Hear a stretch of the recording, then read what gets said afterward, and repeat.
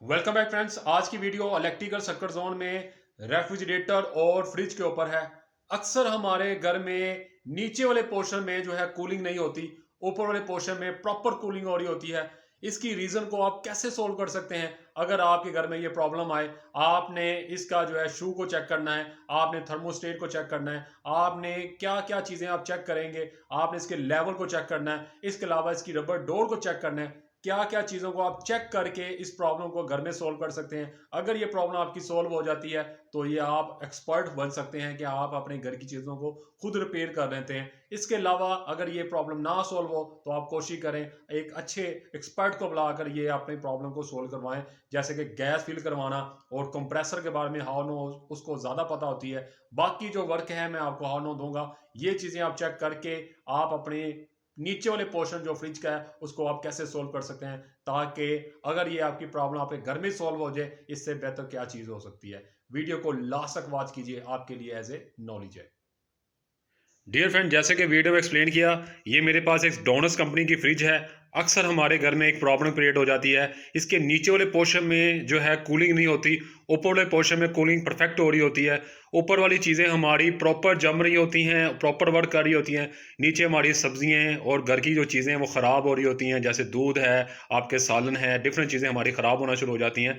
इसकी रीज़न क्या होगी, इसको आप घर में कैसे सोल्व कर सकते हैं? फर्स्ट ऑफ ऑल आपकी जो फर्स्ट रीज़न आएगी वो आपको एक्सप्लेन करता हूँ। वो आप चेक करेंगे ये शू, ये सॉकेट जहां पर पावर सॉकेट लगी होती है, इसको आप चेक करेंगे। अक्सर हमारी ये पावर सॉकेट के अंदर ये जो शू लगा होता है, जो डोनस कंपनी का मेन शू जो फ्रिज का होता है, ये शू जो होता है जिससे हमारी फ्रिज चलती है, ये यहाँ से लूज हो जाता है। यहाँ से लूज होता है या यहाँ पर कार्बन आ जाती है। इस दो पॉइंट पर, ये अर्थ पॉइंट होता है, ये दो पॉइंट्स के ऊपर कार्बन आ जाती है, जिसकी वजह से ये स्केल आती है। स्केल आने की वजह से मिसिंग करता है, यहाँ या मिसिंग करेगा, या ये जो हमारी सॉकेट होती है यहाँ पर लूजपन हो जाता है, जिसकी वजह से ये स्पार्किंग करता है, जिससे हमारी फ्रिज का कंप्रेसर बार बार ट्रिप होता है, बार बार ऑन होता है। ये आपने चेक करना है जब भी आप फ्रिज लें या आप घर में फ्रिज इस्तेमाल कर रहे हैं। तो उस सूरत में आपने ये जो स्विच है, इसके जो सेटिंग है ऐसी सॉकेट में करें जहां 3 पिन हो। जैसे ये 3 पिन सॉकेट है, वहां पर ये परफेक्ट आके लगे और ये ग्रिप होकर लगे। उस सूरत में ये आपका स्पार्किंग वाला अमल जो है ख़त्म हो जाएगा और आपकी जो वोल्टेज है, आपका जो करंट है, या वो आपका जो कंप्रेसर है, ठीक वर्क करेगा। और आप जब इस तरह की सॉकेट इस्तेमाल करते हैं, इसका रिस्पॉन्स भी अच्छा होता है। अगर आपके घर में फ्लक्चुएशन हो रही है वोल्टेज की, तो आप स्टेबलाइजर इस्तेमाल करें। एक तो रीज़न ये हो जाती है। सेकंड जो रीज़न है वो बड़ी इंटरेस्टिंग है, वो आ जाती है हमारी फ्रिज के अंदर वाला सिस्टम आ जाता है। उसमें आ जाती है हमारी जो है थर्मोस्टेट जो आती है, ये आ जाती है। थर्मोस्टेट का मसला भी आ सकता है। सेकंड रीजन में आएगा इसकी सेटिंग। हमारी फ्रिज की जो है यहाँ तो सेटिंग लो पर की गई होती है, या इसको ऑफ पर किया होता है। यहाँ इसको लो करके लोग सेट करके भूल जाते हैं, या इसको हम जीरो पर रखकर बच्चों की शरारतों की वजह से भी हो जाता है, कोई बच्चे इसको छेड़खानी कर देते हैं। ये आपने जेहन में रखना है। जब आप इसको ऑफ कर देंगे तो आपकी थर्मोस्टेट जो है वो डायरेक्टली प्रोपोर्शन होती है आपके कंप्रेसर के साथ। तो आप जैसे ऑफ कर देंगे तो आपका कंप्रेसर नहीं चलेगा और ये सही वर्क नहीं करेगा। यहाँ आप इसको लो पर रख के चलाते हैं, इस सूरत में भी हमारी थर्मोस्टेट की प्रॉब्लम क्रिएट हो सकती है। थर्मोस्टेट को ज़्यादातर आपको मीडियम या हाई पर सेट करना चाहिए।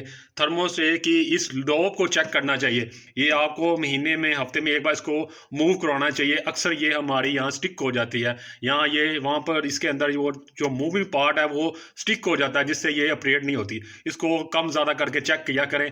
ये एक इसकी रीज़न ये भी होती है जिससे हमारी नीचे वाले पोर्शन में जो है कूलिंग नहीं होती।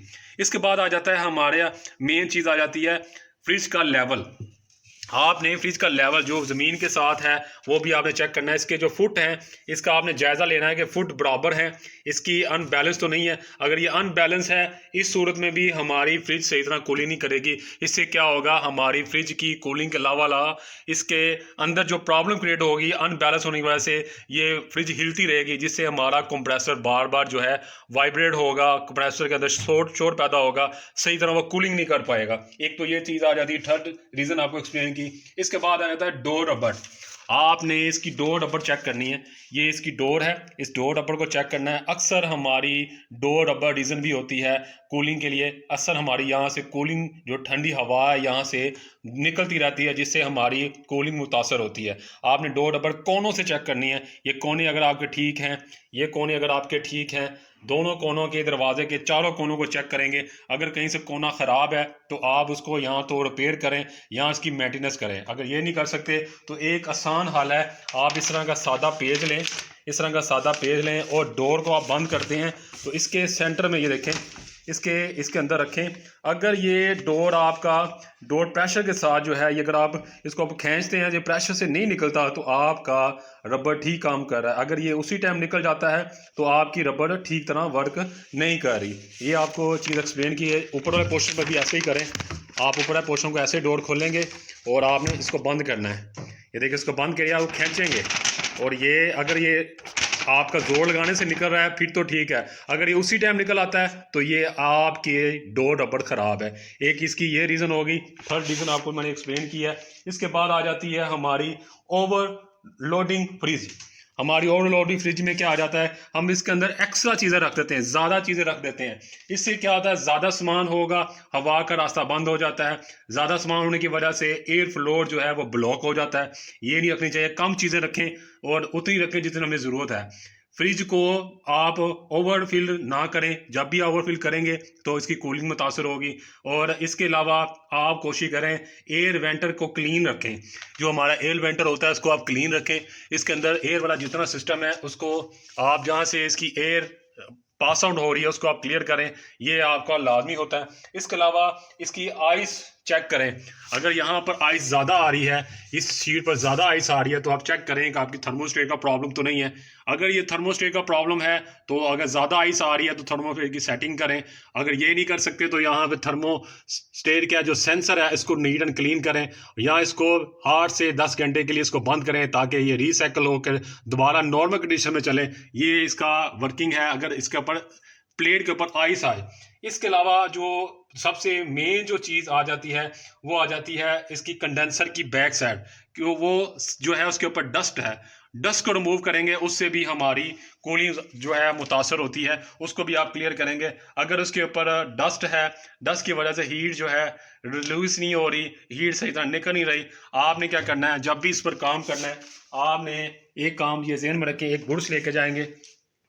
इसकी बैक साइड पर आप जैसे ही जाएंगे, ये देखें इसकी बैक साइड पर ये जाली है, इस जाली को हम कंडेंसर कहते हैं। इस तरह का घर वाला बुरश होता है, इसको आप लेंगे और आपने इसका पहले आपने स्विच को उतार लेना है।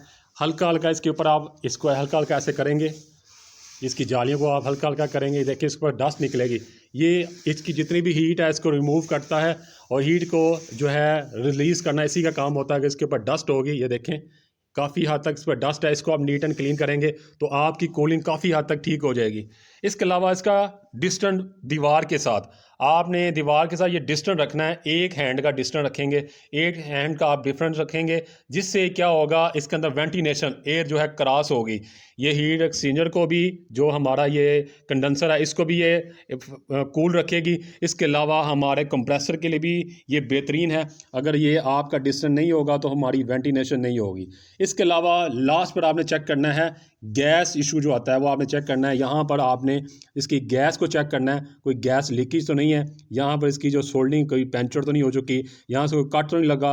आपने पानी का अंदर सर्फ डाल के आपने यहाँ पर चेक करने हैं पॉइंट्स को।